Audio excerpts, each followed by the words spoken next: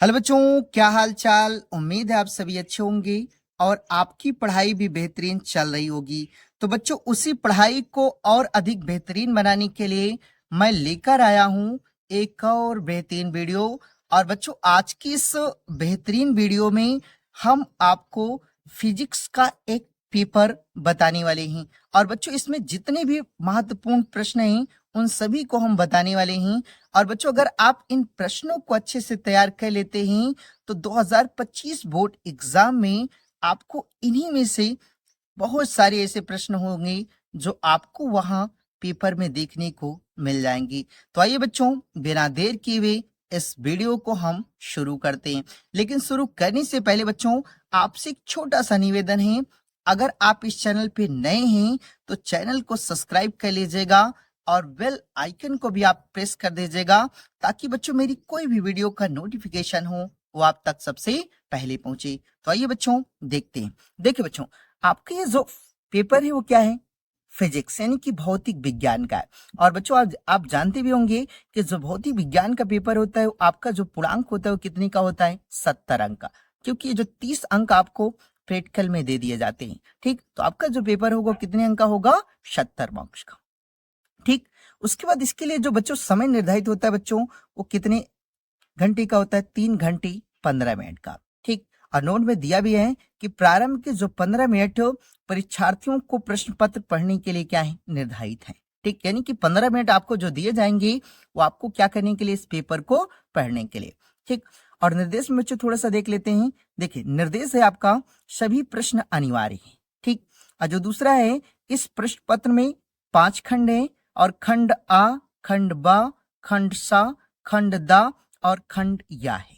ठीक, और देखिए उसके बाद जो तीसरा है बच्चों, खंड आ बहुविकल्पी है तथा प्रत्येक प्रश्न 1 अंक का होगा। ठीक, तो बच्चों आपको क्या करना है कि इन सभी को अच्छे से पढ़ लेना है। उसके बाद बच्चों देखते हैं जहां से आपका पेपर शुरू होता है।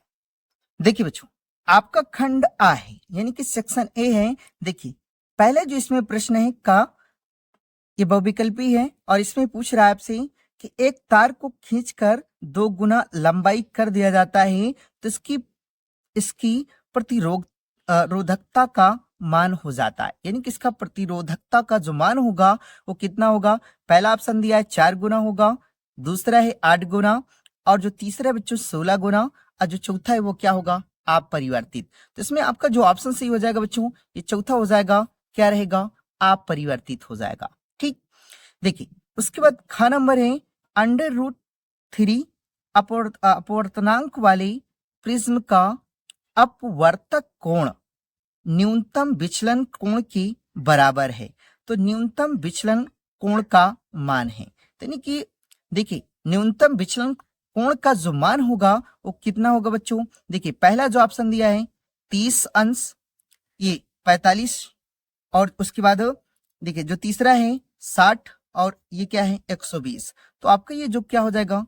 आपका तीसरा ऑप्शन सही हो जाएगा। ठीक, देखिए बच्चों उसके बाद अगला जो आपका प्रश्न है, देखिए अगला जो आपका ग प्रश्न है, √LC का मात्रक है जहां यल प्रेकृत तथा सी धारिता है। ठीक, तो देखिए इसमें पहला दिया है हर्ट्ज, जो दूसरा है हेनरी है और तीसरा क्या है? फैराड गुणी हेनरी और जो चौथा है बच्चों सेकेंड। तो इसमें कौन सा ऑप्शन सही हो जाएगा? ये ऑप्शन नंबर आपका चौथा सही हो जाएगा। इसमें क्या हो जाएगा? सेकेंड। देखिए बच्चों उसके बाद घ नंबर है आपका कि किसी प्रकाश वैद्युत सेल के लिए देहली तरंग दैर्ध्य ये लिम्डा नॉट है, तो किसी अन्य सेल जिसके कैथोड का कार्यफलन पहले सेल से n गुना हो तब अन्य सेल के लिए देहली तरंग दैर्ध्य होगी। ठीक, तो पहला ऑप्शन आपका जो दिया है वो लिम्डा नॉट है, दूसरा n लिम्डा नॉट, उसके बाद तीसरा जो है लिम्डा नॉट अपॉन n है और उसके बाद चौथा जो है बच्चों आपका लिम्डा कोष्ठक में n-1। ठीक, तो इसमें बच्चों आपका ऑप्शन जो सही हो जाएगा, कौन सा सही हो जाएगा? ये ऑप्शन नंबर ये चौथा आपका सही हो जाएगा कि लिम्डा कोष्ठक में n- क्या हो जाएगा? 1 हो जाएगा। ठीक, देखिए उसके बाद बच्चों आपका अंगा है कि दी गई नाप की प्रक्रिया में W कण है, यानी कि आपका एक क्या है, ये समीकरण दिया है और इसमें करें कि जो W है वह क्या है। ठीक, तो जैसे देखिए 2HE की पावर 4 है प्लस ZXA है, उसके बाद Z प्लस 2Y ए की घात ए प्लस क्या है 3 है, अब प्लस में क्या है W है। तो आपसे ये पूछ रहा है कि जो W कण है वह है, तो क्या है बच्चों, देखिए पहला ऑप्शन आपका है न्यूट्रॉन दिया है, दूसरा प्रोटॉन, तीसरा इलेक्ट्रॉन और जो चौथा है पॉजिट्रॉन। ठीक, इसमें आपका कौन सा सही हो जाएगा बच्चों, पहला ऑप्शन सही हो जाएगा आपका न्यूट्रॉन। ठीक, देखिए उसके बाद देखिए जो 6 नंबर है आपका बच्चों कि आर प्रतिरोध के धारा मापी में मुख्य धारा का 10% भेजने के लिए आवश्यक शंट का प्रतिरोध होना चाहिए। तो कितना होना चाहिए बच्चों, देखिए पहला ऑप्शन है R/9, उसके बाद दूसरा है 11R, जो तीसरा है 9R है और जो चौथा है R/11 है। तो इसमें कौन सा सही हो जाएगा बच्चों, ये R/ क्या हो जाएगा 9, ये आपका क्या हो जाएगा सही हो जाएगा। ठीक, तो ये बच्चों आपके जो कुल 6 बहुविकल्पी थी। ठीक, इसके आगे देखते हैं बच्चों, देखिए बच्चों उसके बाद आपका जो सेक्शन बी चालू हो जाता है, यानी कि खंड बा। ठीक, और इसमें जो आपका दूसरा प्रश्न दिया है बच्चों, देखिए दूसरे में जो का है कि चुंबकीय द्विध्रुव आघूर्ण का व्यंजक लिखिए तथा इसका मात्रक लिखिए। तो ठीक, तो देखिए चुंबकीय द्विध्रुव गुण मतलब आघूर्ण क्या होता है, तो ये देखिए होता है M/IA। ठीक, और जहां I प्रवाहित धारा तथा एक कुंडली का अनुप्रस्थ क्या होता है, काट का क्षेत्रफल होता है। ठीक, तो ये आपका क्या हो जाएगा, चुंबकीय द्विध्रुव आघूर्ण का व्यंजक हो जाएगा। तथा पूछ रहे मात्रक भी लिखे ना, तो इसका जो मात्रक होगा एम्पियर मीटर स्क्वायर होता है। ठीक, तो आपका ये क्या हो जाएगा, का नंबर हो जाएगा। ठीक, उसके बाद देखिए ख नंबर है कि सूक्ष्म तरंगे क्या है, सूक्ष्म तरंगे क्या है और इनका एक उपयोग लिखिए। ठीक, तो देखिए 10⁹ हर्ट्ज से 10⁻12 हर्ट्ज की आवृत्ति जो होती है वह क्या होती है, सूक्ष्म तरंग कहलाती है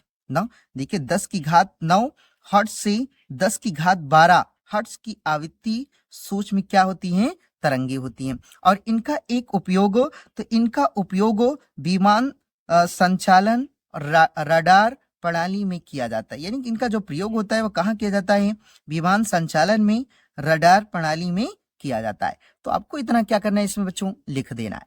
ठीक, उसके बाद देखिए ग नंबर है कि ध्रुवण कोण से क्या तात्पर्य है ना। तो ध्रुवण कोण क्या होता है बच्चों, कि वह आपतन कोण जिस पर आपतित प्रकाश परिवर्तन के पश्चात क्या होती है, ध्रुवित हो जाती है, वही क्या कहलाता है, आपका ध्रुवण कोण कहलाता है। ठीक, तो देखिए उसके बाद घ नंबर है बच्चों, प्रदत्त चित्र में PN संधि डायोड अग्र अभिनत है अथवा उत्क्रम अभिनत है। ठीक, तो आपको इसको क्या करना है, हल कर लेना है। उसके बाद देखिए अंगा है आपका 1 हेनरी स्वप्रकृत को परिभाषित कीजिए, यानी कि 1 हेनरी स्वप्रकृत, यानी कि आप कह सकते हैं बच्चों कि जब कुंडली का स्वप्रकृत आंकिक रूप से कुंडली में क्या होता है, बाद मतलब संपूर्ण फ्लक्स की क्या होता है, बराबर होता है, तो कुंडली में एकांक धारा क्या होती है, प्रवाहित होती है।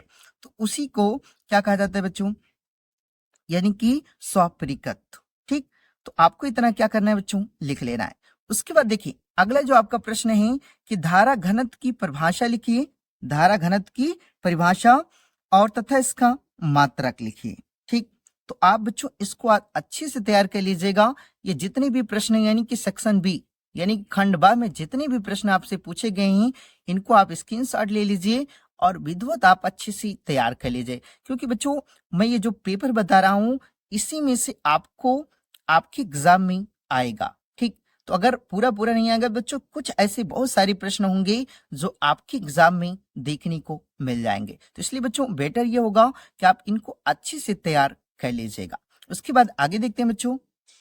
देखिए बच्चों उसके बाद आपका खंड सा है, यानी कि सेक्शन सी है। ठीक, देखिए उसके बाद इसमें तीसरा है का कि अनुगमन वेग तथा विभवांतर के संबंध का सूत्र प्राप्त कीजिए। ठीक, और ये बच्चों आपका जो होगा कितने अंक का होगा, 2, और ये आपका वेरी वेरी इंपॉर्टेंट भी रहेगा। तो आप इसको बच्चों अच्छे से तैयार कर लीजिएगा। ठीक, उसके बाद देखिए ख नंबर है कि समान गतिज ऊर्जा के प्रोटॉन तथा अल्फा कण, देखिए प्रोटॉन तथा अल्फा कण से संबंध डी ब्रोगली तरंग दैर्ध्य का अनुपात ज्ञात कीजिए। ठीक, तो आपको इस प्रश्न को भी बच्चों आपको क्या करना है, वेरी वेरी इंपॉर्टेंट कर लेना है, क्योंकि आपकी ये एग्जाम में हर साल पूछा जाता है। तो इसलिए बच्चों आप डी ब्रोगली तरंग दैर्ध्य जो है इसको आप अच्छे से क्या कीजिएगा, तैयार कर लीजिएगा। ठीक, देखिए ग नंबर है कि द्रव्यमान क्षति तथा बंधन ऊर्जा को क्या कीजिए, परिभाषित कीजिए। और ये भी बच्चों आपका इंपॉर्टेंट रहेगा और इसको भी आप अच्छे से तैयार कर लीजिएगा। ठीक, उसके बाद घ नंबर है बच्चों कि दिए गए परिपथ में 5 न देखिए 5 मीटर एम्पियर धारा प्रवाहित हो रही है, तो प्रतिरोध R का मान ज्ञात कीजिए। ठीक, तो यानी कि एक परिपथ दिया है बच्चों, तो आपको इसे क्या करना है, हल करना है। ठीक, तो इसको भी आप अच्छे से प्रैक्टिस कर लीजिएगा। ठीक, उसके बाद आगे देखते हैं बच्चों। देखिए इसके बाद अगला जो आपका है, देखिए देखिए बच्चों उसके बाद आपका सेक्शन डी आता है। ठीक, और देखिए इसमें दिया है आपका चौथा का कि विस्थापन धारा क्या है, यानी कि इसको आपको क्या करना है, परिभाषित करना है। और उसके बाद 25 मेगाहर्ट्ज आवृत्ति की एक समतल वैद्युत चुंबकीय तरंग निर्वात में एक्स अक्ष के अंदिश गतिमान है, तो निर्वात में किसी बिंदु पर विद्युत क्षेत्र ई वेक्टर बराबर 6.3 जे कैप वोल्ट प्रति मीटर है। देखिए वोल्ट अपॉन मीटर है। इस बिंदु पर चुंबकीय क्षेत्र वेक्टर बी का मान तथा दिशा क्या है। ठीक, तो इसको भी बच्चों आपको क्या करना है, विस्थापन धारा क्या है इसके बारे में लिखना है। और ये जो सवाल है बच्चों आप इसको स्क्रीनशॉट ले लीजिए और इसको अच्छे से आप तैयार कर लीजिएगा। ठीक, उसके आगे देखते हैं बच्चों। देखिए बच्चों ख नंबर है आपका C1 माइक्रोफैराड तथा C2 माइक्रोफैराड धारिता के दो संधारितों को समांतर क्रम में जोड़ने पर तुल्य धारिता 20 माइक्रोफैराड है। तो यदि उन्हें श्रेणी क्रम में जोड़ा जाए तब तुल्य धारिता 4.8 ये फैराड हो। तो C1 तथा C2 की धारिताओं में अनुपात ज्ञात कीजिए। ठीक, तो इस प्रश्न को भी बच्चों आप अच्छे से तैयार कर लीजिएगा। ठीक, उसके बाद देखिए इसी में ग नंबर है दो समांतर तथा सीधे धारावाही चालकों के बीच लगने वाला बल कब आकर्षण तथा प्रतिकर्षण बल होता है और क्यों होता है। ठीक, तो ये भी आपका प्रश्न इंपॉर्टेंट रहेगा। ठीक, उसके बाद देखिए बच्चों घ नंबर है आपका कि अनुनादी परिपथ से क्या तात्पर्य है।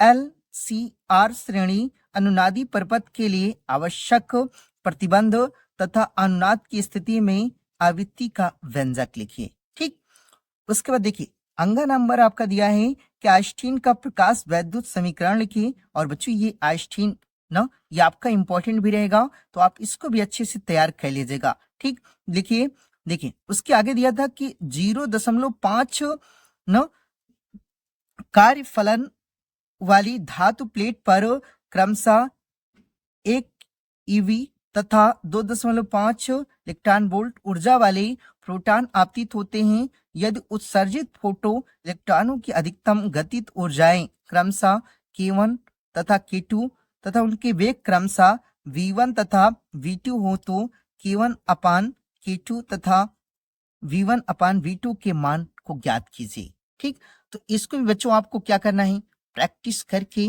अच्छे से इन प्रश्नों को तैयार कर लेना है। ठीक, उसके आगे देखते हैं बच्चों। देखिए बच्चों उसके बाद आपका 5वां नंबर चालू हो जाता है और इसमें पहला जो प्रश्न का है कि समरूप चुंबकीय क्षेत्र में धारावाही लूप पर कार्य करने वाले बल आघूर्ण का सूत्र विस्थापित कीजिए तथा इसकी सहायता से चुंबकीय द्विध्रुव आघूर्ण की परिभाषा दीजिए। ठीक, और ये बच्चों आपका 3 नंबर का रहेगा।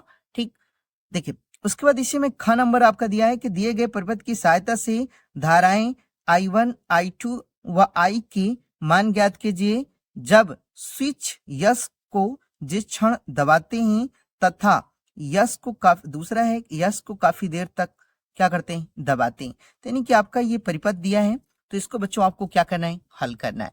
ठीक, तो आप इसका भी अच्छे से स्क्रीनशॉट ले लीजिएगा बच्चों, और आप इसको अच्छे से प्रैक्टिस कर लीजिएगा। ठीक, उसके बाद देखिए अथवा करके इसमें दिया है कि दिए गए परिपथ में धारावर्ती धारा देखिए दिए गए परिपथ में प्रत्यावर्ती धारा स्रोत V बराबर 282 साइन, ये कोष्टक में है 100 पाई टी नो वोल्ट से प्रदर्शित है। तो स्रोत का आंतरिक प्रतिरोध 2000 ओम है। तो यानी कि यह भी परिपथ दिया है। तो आपको बच्चों देखिए, चाहे आपको ये कीजिए, इसके बाद या तो जो आपका ये परिपथ दिया है, या तो आप इस परिपथ को कीजिए। ठीक, तो आप इसको देख लीजिए और अच्छे इसको आप अभ्यास कर लीजिएगा।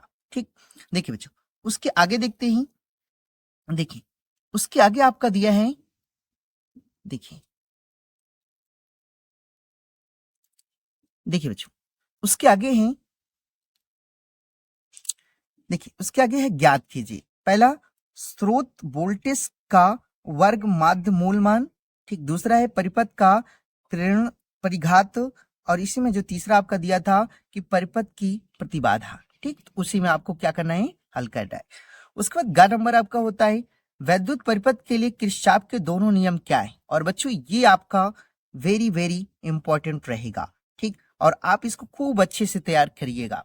ठीक, ये क्योंकि बच्चों ये वैद्युत परिपथ के लिए किरचॉफ के नियम जो है वो आपके बोर्ड एग्जाम में सबसे ज्यादा बार पूछता है। तो आप इसको अच्छे से तैयार कर लीजिएगा। ठीक, और दिए गए परिपथ की सहायता से एमीटर का पाठ्यांक ज्ञात कीजिए जबकि उसका प्रतिरोध नगण्य है।